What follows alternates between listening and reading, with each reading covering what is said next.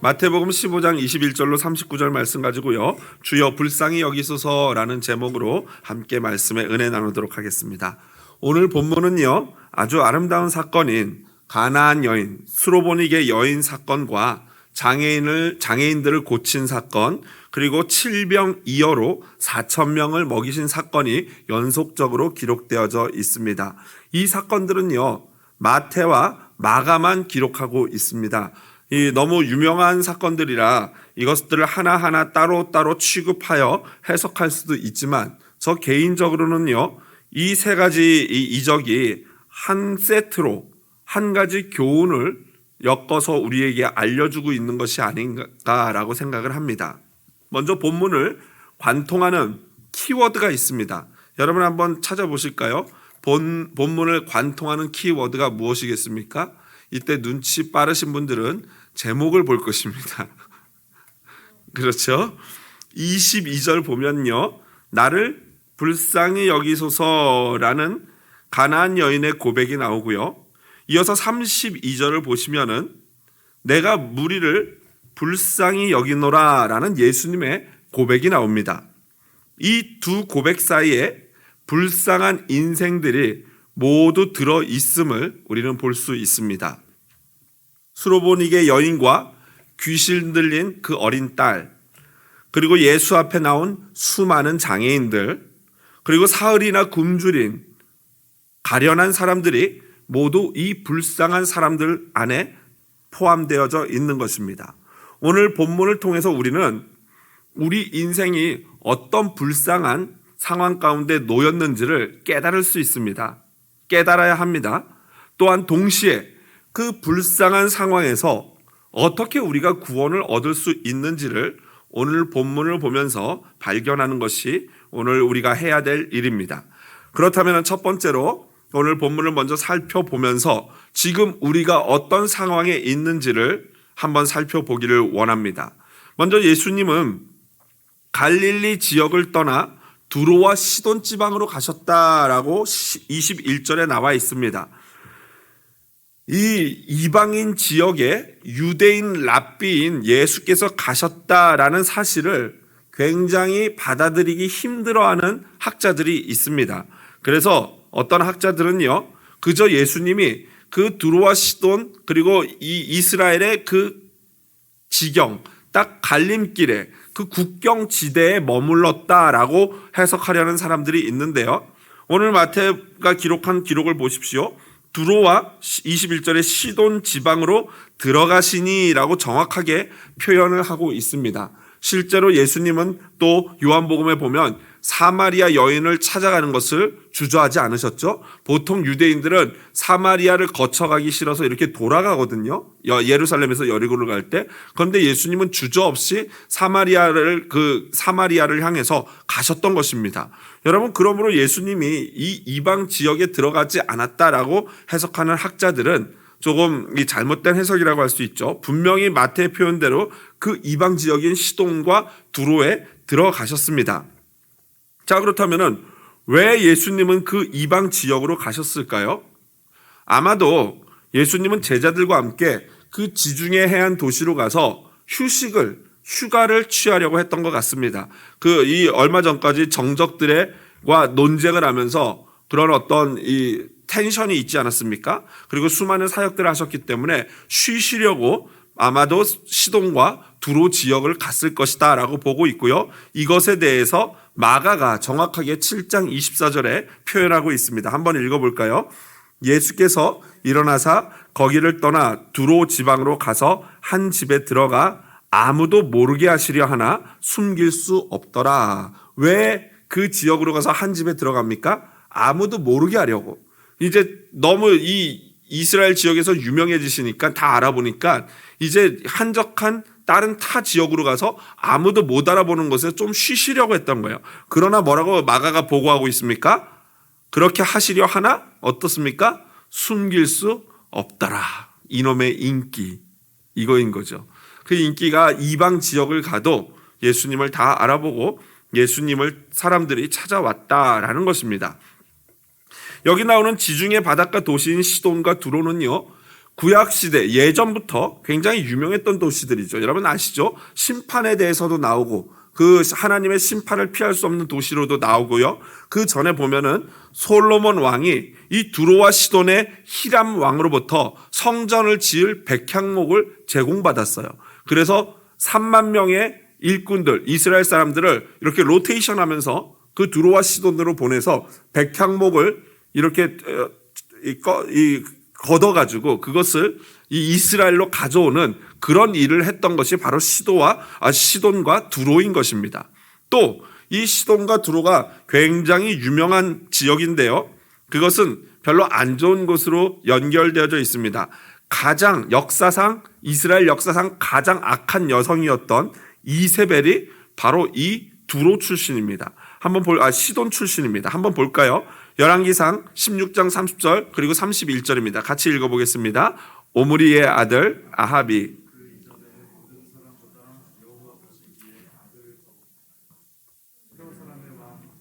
에발의 딸 이세벨을 아내로 삼고 가서 바알을 섬겨 예배하고, 바로 가장 악한 북이스라엘의 왕이었던 오므리 왕조의 아합 왕이 아내가 바로 이세벨인데, 그 이세벨의 출신이 바로 이쪽 시돈, 두로와 시돈 지역 왕의 딸이었던 공주였던 것입니다.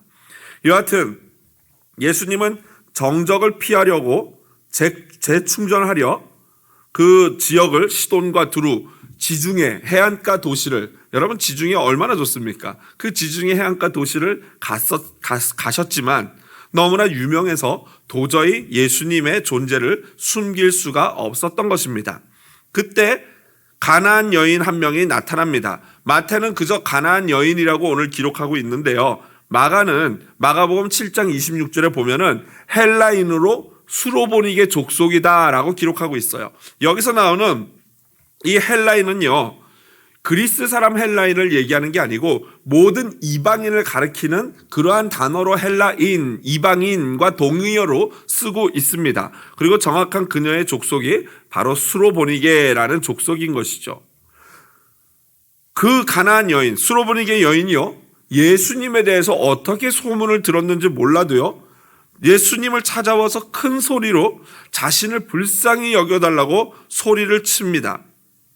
그런데 그녀의 사정을 들으면 정말 딱하기 그지없습니다. 귀신 들린 딸이 있어서 그 딸을 대신해서 예수님께 와서 고쳐달라고 소리를 지르는 아름다운 모정입니다. 안타까운 모정입니다. 그런데 오늘 주님은요, 평소와는 다르게 그 불쌍한 여인의 외침에 아랑곳하지 않고 쳐다보지도 않고 묵묵부답입니다.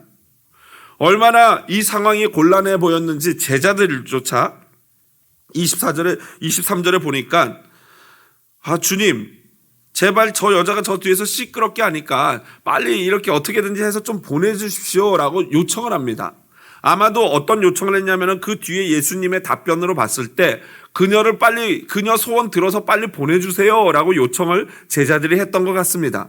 하지만 주님이 뭐라고 말씀하십니까? 24절에 보니까 나는 이스라엘의 집 잃어버린 양 외에는 다른 데로 보내심을 받지 아니하였다라고 말씀하십니다.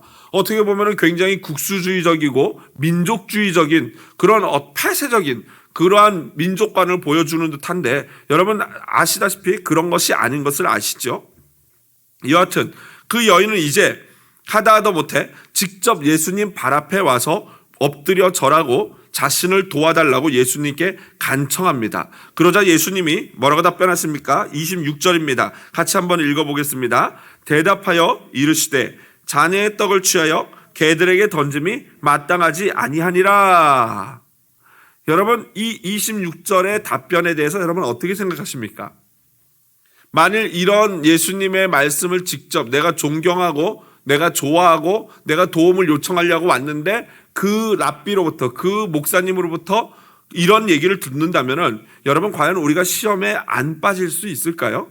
아마 모르긴 몰라도 10중 8구는 저 가짜구만, 가짜 선지자구만 하면서 시험에 분명히 빠질 것입니다. 왜 그렇습니까? 이 말의 의미는 너는 개다라는 그런 의미와 똑같은 의미 아니겠습니까?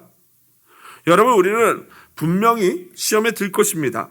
그런데 예수님은 우리가 이런 의문을 갖습니다. 그런데 예수님이 왜 이런 말씀을 하실까? 예수님이 이런 말씀을 해도 되나? 라는 생각을 품을 것입니다. 그러나 예수님은 이런 말씀을 하셔도 되는 분입니까? 안 되는 분입니까?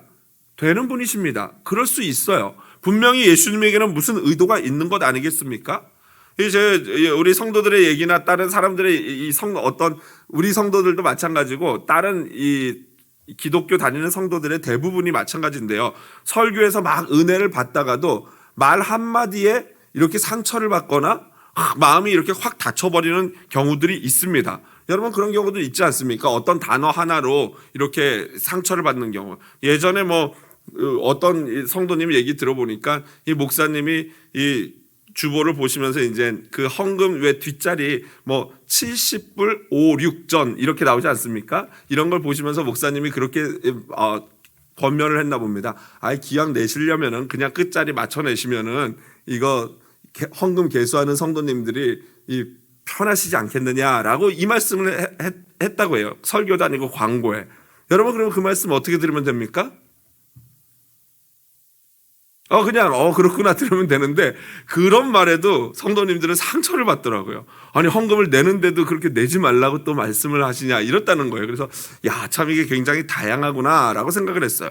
그런데 지금 오늘 본문에 나오는 가나안 여인은 어떻습니까? 90% 은혜 받다가 10% 다른 말 때문에 시험에 든 게 아니라 99% 지금 처음부터 끝까지 시종일관 뭐 하고 있습니까? 멸시받고 있어요. 여러분 이런 경우에는 솔직히 도대체 내가 이 랍비를 따라야 되는지 이 사람의 설교를 들어야 되는지 그러한 굉장한 갈등에 빠지지 않겠습니까? 그런데 여러분 사실 예수님도요 지금 말씀하시는 게 솔직히 굉장히 수위 조절 중이십니다. 무슨 말이냐고요? 아니 수위 조절한 게 이따위야? 막 이렇게 생각하실 수 있는데요. 수위 조절하고 계세요. 왜 그러냐면요. 보면은 보통 이스라엘 이 헬라어로 개가 퀴온이에요. 퀴온. 그 퀴온이라는 개는 굉장히 부정하고 정말 이스라엘 사람들이 혐오하는 짐승이 개고 개라는 표현은 정말 가치 없고 쓸모 없고 저주받은 부정한 그런 것들을 가리킬 때 이런 개만도 못한 이런 표현을 하지 않습니까? 그런데 오늘 예수님이 쓴 표현은 퀴온이 아니라 퀴나리온이에요. 이거는 퀴온의 소형화된 화법입니다. 무슨 말이냐면 앞에 것이 개라면은 뒤에 것은 퀴나리온은요 강아지라는 표현이에요. 그러니까 애완견이라는 표현이에요. 그러니까 굉장히 완화시키셨죠 예수님이. 자식들의 떡을 애완견에게 주는 사람은 없다. 자식이 먼저다. 이렇게 말씀하신 거예요. 나름대로 굉장히 완화해서 언어 조절을 해가지고 말씀하신 거죠. 그러나 그 의미 자체는 거의 사실은 개다라는 의미로 받을 수밖에 없죠. 그런데 중요한 것은 이 가나안 여인이 믿음이 없는 여인이 아니었던 것입니다. 여러분 이 점이 놀랍지 않습니까? 이스라엘 사람도 아니고 이방 여인인데 믿음이 있었어요. 믿음이 있다 보니까 뭐라고 답변합니까? 이렇게 답변합니다. 27절 여자가 이르되 주여 올소이다마는 옳습니다. 그러나 벗이라고 이렇게 뒤에 나옵니다. 옳습니다. 그러나 먼저 예수님의 그 말씀을 그대로 수긍합니다. 옳습니다. 여러분 바로 이것이 구원으로 가는 첫 번째 발걸음입니다. 내 자신이 개와 같은 존재다. 그것을 아는 것. 이것이요. 여러분 개는 좀 전에 말씀드린 것처럼 악하고 부정하고 보잘것없는 존재에 대한 비유로 쓰인다고 말씀드렸습니다. 그러니까 하나님의 선민이 아닌 이방인으로서 본인은 예수님의 그 말씀이 맞다라는 거예요. 저 개만도 못한 존재 맞습니다 주님 이라고 말하는 거예요. 여러분 본질적인 우리의 정체성이 무엇입니까? 본질적인 저와 여러분의 정체성은요 구원받지 못할 죄인의 존재라는 것이에요. 구원받지 못할 죄인. 이것이 우리의 본질적 정체성입니다. 여러분 이것을 아는 것이 얼마나 귀한 일인지 모릅니다. 그래서 사도 바울은 다음과 같이 우리의 본질적 정체성을 밝히고 있습니다. 에베소서 2장 1절로 3절입니다. 우리 같이 한번 화면 보면서 읽어볼까요? 그는 허물과 죄로 죽었던 너희를 살리셨도다. 그때 너희는 그 가운데서 행하여 이 세상 풍조를 따르고 공중의 권세 잡은 자를 따랐으니 곧 지금 불순종의 아들들 가운데서 역사하는 영이라. 전에는 우리도 다 그 가운데서 우리 육체의 욕심을 따라 지내며 육체와 마음에 원하는 것을 하여 다른 이들과 같이 본질상 진노의 자녀였더니. 본질상 뭐라고요? 진노의 자녀였다. 우리는 개와 같은 그런 존재였다는 거예요. 사탄의 자녀고 멸망받을 수밖에 없는 그런 존재였다. 여러분, 이것을 아는 것이 우리 구원의 첫 번째 발걸음입니다. 여러분, 저와 여러분이 그리 귀하지 않아요. 원래 우리는 지옥에 갈 수밖에 없는 진노의 자녀였습니다. 그것을 아는 순간부터 우리가 누리는 모든 것이 감사로 변하게 되는 것이에요.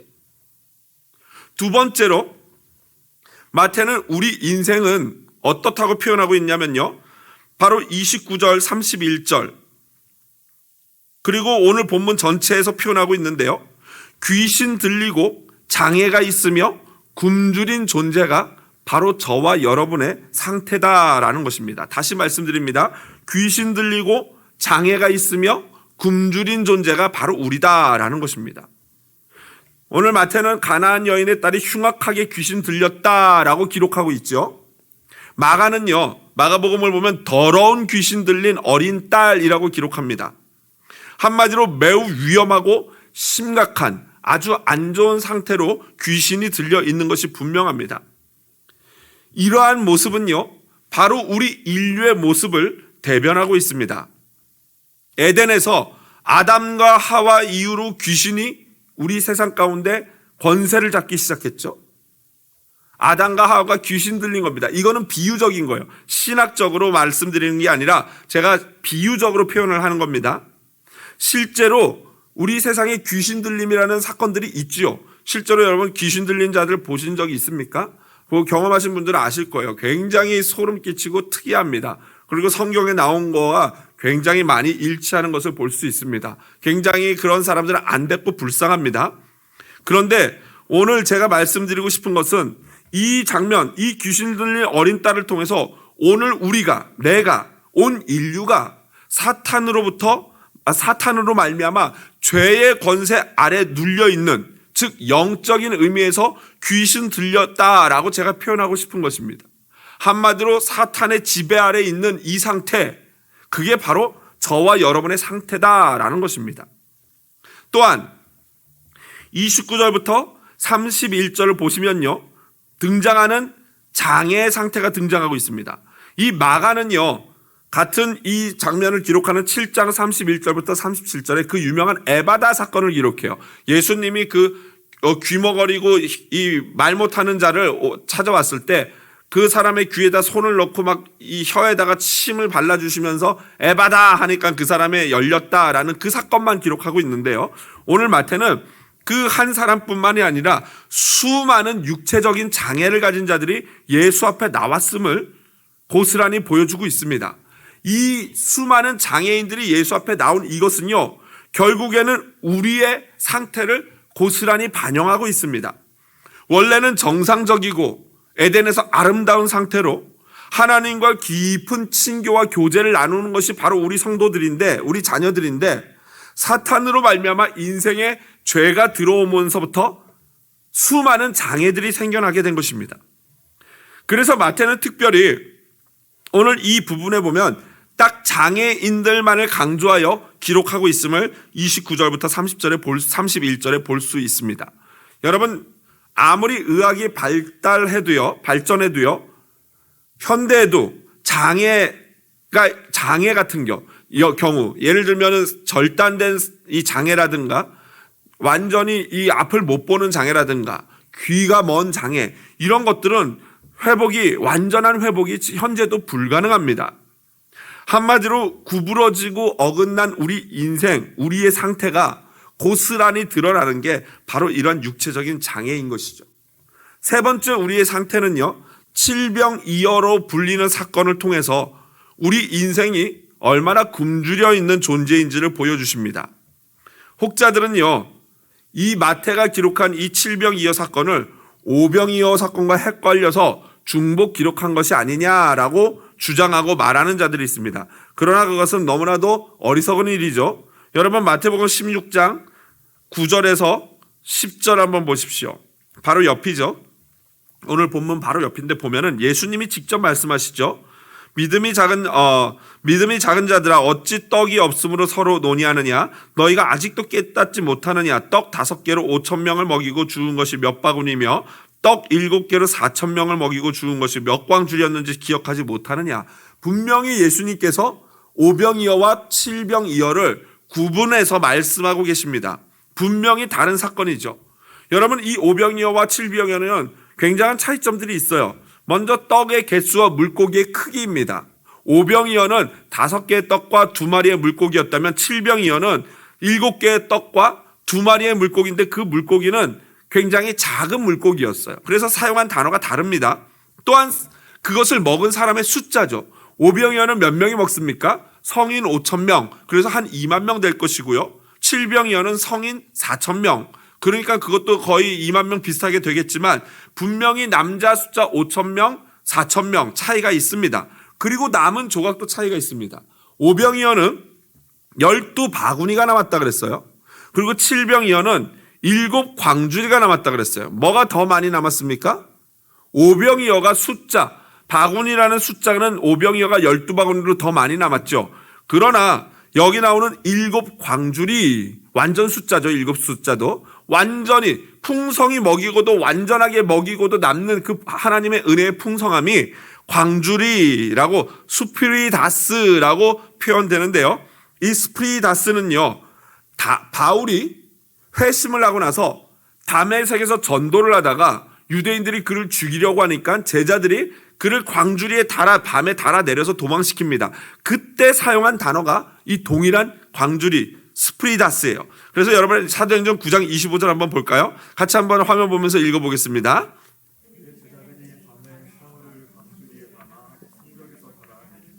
바로 이 광주리가 오늘 본문에 나온 동일한 광주리예요. 그러니까 그 광주리가 얼마나 크겠습니까? 사도 바울을 담고 내릴 정도로 큰 광주리다 보니까 12바구니와는 비교도 안 되게 더 많이 남았던 것입니다. 이처럼 우리 인생은요, 굶주린 존재입니다. 이것은 영적인 눈이 열릴 때 우리는 우리 자신이 얼마나 영적으로 헐벗고 굶주려 있는지를 보게 됩니다. 그 굶주림을 발견합니다. 그래서 여러분, 팔복에서 예수님이 가난한 자는 복이 있나니 라고 말씀하셨어요. 그건 무슨 말이에요? 자신이 굶주리고 헐벗은 사실을 깨닫는 자는 복이 있다는 거예요. 그 자가 얻는 게 뭡니까? 천국인 줄로 믿습니다. 그래서 애통하는 거예요. 내가 가진 것이 많고 부족함이 없다. 나는 너무나도 평안하다. 이런 사람은 애통할 일이 없죠. 눈물이 안 나겠죠. 그러나 늘 자신의 영적인 상태를 보면서 주님, 내가 굶주렸습니다. 내가 너무나도 헐벗었습니다. 불쌍히 여겨주세요 하는 자는 자연스럽게 주님 앞에 와서 울게 된다는 거예요. 애통하게 되는 거예요. 그렇게 애통하는 자는 하나님의 위로가 넘쳐날 줄로 믿습니다. 그래서 복이 있는 거예요. 세 번째로, 우리가 좀 전에 말씀드린 것처럼 첫 번째로 우리가 개와 같은 존재이고, 두 번째로 흉악한 귀신 들리고 장애가 있으며 굶주린 존재인 걸 알았습니다. 세 번째로 알아야 될 것, 가장 핵심적인 건데요, 바로 불쌍히 여기심을 필요로 하는 존재임을 우리가 깨달아야 하는 것입니다. 여러분, 이것이야말로 구원을 위한 가장 중요한 조건이라고 할 수 있습니다. 여러분, 이 예수님의 이 인격 모욕적인 자녀들의 떡을 취하여 개들에게 던짐이 마땅하지 않다라는 이 인격 모독적인 언사에 대해서 고 이순환 목사님은요, 이렇게 표현했어요. 직접 주님께 간구하고 끔찍하게 거절당했다라고 표현했어요. 진짜 끔찍하죠. 여러분, 상상만 해도 이거는 엄청난 상처가 될 수 있는, 정말로 해서는 안 될 그런 말로 보여집니다. 정말 끔찍한 예수님의 답변입니다. 그러나 그 모든 것들 다 떠나서 예수님이 왜 그러셨을까? 도대체 그러셔도 되는가? 과연 그녀는 마음이 어땠을까? 이걸 다 떠나서 여기 현실적으로 딱 보면요, 그녀의 답변이 100만 불짜리입니다. 끔찍한 예수님의 말씀에 100만 불짜리 답변을 합니다. 뭐라고 답변합니까? 올소이다마는 27절이죠.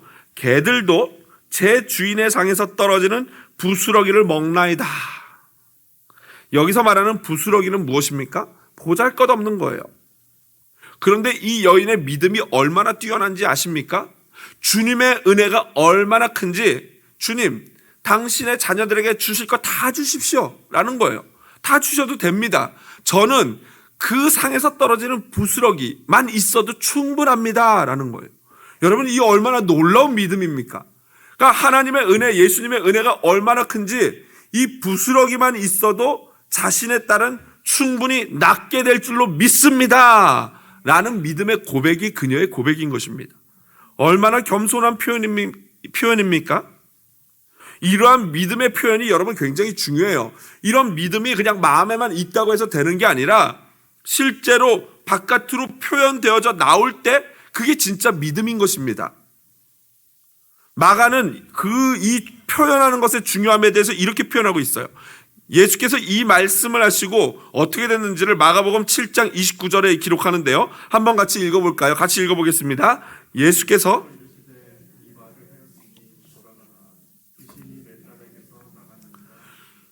그러니까 여기서 마태는요, 오 여자여, 원문으로 보면 오라는 감탄사가 있습니다. 오 여자여, 내 믿음이 크도다, 내 소원대로 됐다라고 말씀하셨지만 마가는 뭐라고 기록합니까? 예수께서 이르시되 이 말을 하였으니, 그녀가 이 고백을 하였으니 돌아가라 라고 말씀하십니다. 그러니까 그녀의 고백을 뭘로 보는 거예요? 믿음으로 보는 거예요. 겸손한 믿음의 고백으로 보고 계시는 거예요. 그리고 그 고백으로, 믿음의 고백으로 말미암아 어떻게 됐어요? 귀신이 떠나간 줄로 믿습니다. 여러분, 폭풍의 시간이 지나고 이제 축복의 시간이 다가왔습니다. 마태도 언제 그랬냐는 듯이 예수님의 칭찬을 소개하고 있습니다. 예수님이 뭐라고 말씀해요? 좀 전까지 자녀의 떡을 취하여 개에게 주는 사람 없다, 너는 개다 라고 얘기해놓고 여자가 올소이다마는 개들도 제 주인의 상에서 떨어지는 부스러기를 먹습니다 그랬더니 어떻게 했어요? 박수를 치면서 오 여자여, 네 믿음이 크도다, 네 딸이 나음을 입었도다, 귀신이 떠나간다 라고 즐거워하시는 거예요. 여러분, 이것 좀 모르는 사람이 보면 예수님 어떤 분이에요? 조울증 환자 같아요. 제가 좀 죄송합니다 주님, 예수님을 잘 모르는, 이 상황을 예수님을 모르는 사람이 보면은 이 예수님은 완전 이상한 분이에요. 좀 전까지 개다 막 이래놓고 그녀가 대답 한마디 했더니 와 너 믿음 최고 막 이러는 분이에요. 그도 그럴 것이 예수님은 이미 다 알고 계신 줄로 믿습니다. 이미 예수님 안에 계획이 있으셨어요. 그녀에게 말대꾸도 안 하면서 쳐다도 안 보면서 속으로 예수님 마음이 어땠겠어요? 저것이 그냥 마음이 횡해가지고 돌아가면 삐져가지고 돌아가면 안 되는데, 끝까지 와야 되는데, 좀만 참아라 딸아, 좀만 참아라, 때가 다 됐다. 그러면서 예수님이 이 말씀하시면서 개들에게 던짐이 마땅하지 않다면서 너무 심하면 쟤 또 시험 들을 수 있으니까 개 대신에 강아지로 바꿔가지고 말씀하시는 예수님의 마음을 여러분 생각해 보십시오. 예수님 안에는 다 계획이 있으셨어요. 그래서 여러분, 믿음이 무엇입니까? 믿음이라는 것이요, 예수님 안에 있는 그 계획을 그대로 믿고 알고 확신하고 끝까지 기도하고 따르는 것인 줄로 믿습니다. 그게 믿음이에요, 여러분. 이 말씀을 좀 듣다가 내 생각과 다르다고, 말씀을 좀 듣다가 내 감성하고 안 맞는다고, 말씀을 조금 듣다가 이성과 내 지성이 안 맞는다고 말씀을 툭 쳐내버리면 그거는 바로 믿음이 없는 자의 태도인 것이죠. 여러분, 말씀이 선포되어질 때는 그 말씀의 의미를 깊이 생각하셔야 됩니다. 도대체 그 말씀이 의미하는 바가 무엇인가? 예수님이 왜 저렇게 말씀하셨을까? 너는 개다라고 그 말만 듣는다면요, 이거는 아무것도 안 될 일이죠. 그런데 이 여인은 그 뒤에 있는 예수님의 계획까지도 믿음으로 보았던 것입니다. 그러므로 여러분, 우리는 믿음으로 끝까지 하나님 앞에 이 수로보니게 여인처럼 간구해야 할 줄로 믿습니다. 응답하실 때까지 기도해야 하는 것입니다. 이제 마지막으로 우리 초점, 이 이야기를 우리 인간의 초점에서 제가 살펴보았어요. 이제는 그 초점을 우리 자신에게서 떼어서 예수께로 옮겨봅시다. 본문에 등장하는 예수님은 과연 어떤 분이신가? 여러분, 이것을 알아야 진정한 구원의 그림이 완성되어집니다. 우리가 우리 자신을 개와 같은 존재로 알고 흉악한 귀신 들리고 장애가 있고 굶주린 존재로 인식하고, 그래서 불쌍히 여김이 필요합니다라고 눈물로 간구하는 한다고 해도 구원이 완성되어지는 것이 절대 아닙니다. 오늘 본문에서 발견하는 예수를 제대로 발견할 때 구원이 완성되어지는데요. 첫 번째로 본문에서 발견하는 예수님은 바로 시험하시는 하나님입니다. 여러분은 이런 본문을 보면서 어떤 신앙이 약하거나 없는 자들은 자기가 뭔데 나를 시험해 라고 항변할 수 있을 거예요. 그런데 여러분, 예수님이 우리를 시험하는 게 부당합니까? 합당합니까? 합당합니다. 왜 합당합니까? 여러분, 같은 인간끼리도요, 무엇인가 배우는 선생님이나 교수에게는 시험을 받습니까? 안 받습니까? 받습니다. 선생님들이 정기적으로 테스트를 거쳐서 그 학생이 잘 배우고 있는지 성장했는지 유익한지를 파악한단 말이에요. 인간 교수에게도 우리가 시험 받을 때 당신이 뭔데 나를 시험해. 이러는 학생은 학교에서 잘리게 되죠. 당연히 시험 받는 게 맞아요. 그리고 오히려 그 교수의 시험에 더 잘 보려고 최대한 이렇게 알랑알랑거리면서 하는 게 우리 인간 아니겠습니까? 하물며 하나님이 피조물이자 자녀인 우리를 시험하는 것은요, 어찌 보면 너무나도 당연한 일이에요. 그리고 또한 하나님이 우리를 시험하실 때는 우리를 시험에 들게 해서 죄를 범하게 하려고 하는 것이 아니라 우리를 훈련해서 더 좋게 하려는 선한 목적을 갖고 있기 때문에 주님이 시험하시는 것은 온당한 일입니다. 그녀의 여러분 끝을 보십시오. 수로보니게 여인의 끝 어떻게 됩니까? 내 소원대로 되라야. 이걸 위해서 주님이 우리를 시험하십니다. 두 번째로 여기서 예수님의 두 번째 모습을 발견합니다. 내 소원대로 되라. 곧 우리의 소원을 이루시는 하나님이 바로 예수님인 줄로 믿습니다. 예수님은 그녀의 간절하고도 끈질긴 기도와 고백을 들으신 후에 그녀의 소원을 들어주셨습니다. 또한 주님 앞에 나온 모든 장애인들을 29절부터 31절에 보면 고치셨어요. 그리고 또한 32절부터 39절에 보니까 4,000명의 굶주린 사람들을 먹이셨습니다. 이게 바로 우리 예수님이에요. 우리의 소원을 들어주시는 하나님, 우리의 불쌍한 인생의 간절한 기도와 믿음을 보시고 소원을 들어주시는 분이 바로 우리 예수님 하나님인 줄로 믿습니다. 그러므로 여러분 낙심하지 말고 믿음을 가지고 끝까지 기도해야 돼요.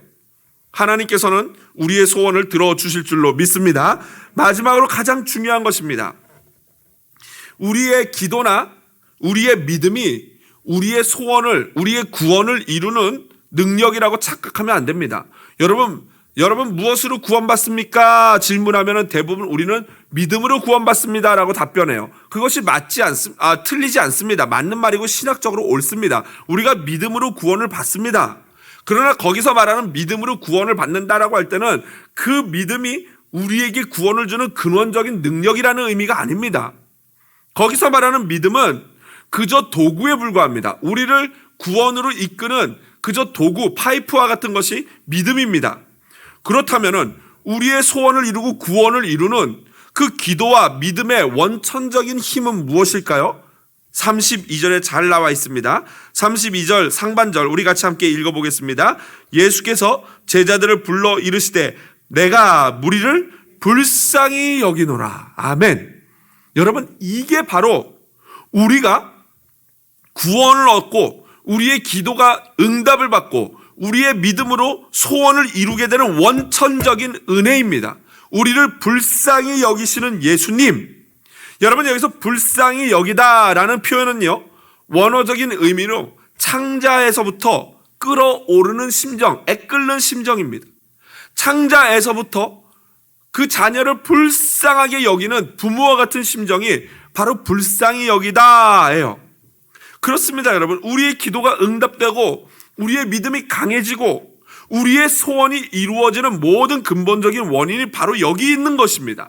우리 인생을 그저 불쌍히 여기시는 예수님의 그 긍휼하심이 바로 모든 은혜의 근원인 것입니다. 모든 이적, 사역, 십자가의 출발이 바로 이 구약에서 말하는 헤세드 그리고 신약에서 말하는 아가페에 있었던 것입니다. 말씀을 마무리합니다. 우리는 우리 자신을 알아야 합니다. 저와 여러분이 어떠한 존재입니까? 개처럼 무가치하게 여겨지는 이방인이며 항상 악한 세력의 패악이 일수인 연약한 존재입니다. 또한 수많은 영적인 장애들을 가지고 있으며 언제나 영적으로 배고프고 굶주리고 헐벗은 존재입니다. 이러한 우리 자신의 영적인 상태를 직시할 때 우리가 주님께 드릴 수 있는 기도가 무엇입니까? 바로 오늘 본문에 나온 수로보니게 여인과 같은 기도입니다. 어떤 기도입니까? 주 다윗의 자손이여 나를 불쌍히 여기소서. 나를 불쌍히 여기소서. 여러분, 이 한마디에 모든 것이 담겨 있는 줄로 믿습니다. 겸손과 열정, 믿음과 간절함, 그 자녀에 대한 사랑, 그리고 우리 존재의 미약함에 대한 인정, 그리고 은혜에 대한 굶주림까지 말입니다. 이러한 기도, 이러한 믿음이 바로 주님의 칭찬받는 믿음인 줄로 믿습니다. 그리고 그러한 자가 누릴 수 있는 축복이 바로 우리의 소원을 듣고 응답해 주시는 은혜입니다. 귀신을 파하시며 병을 고쳐주시고 우리를 풍성하고 배부르게 하실 줄로 믿습니다. 오늘 저녁 모든 기도 여러분 뒤로 하시고 우리 자신의 영혼을 깊이 들여다보면서 이 고백을 주님께 드립시다. 주님, 나를 불쌍히 여겨주십시오.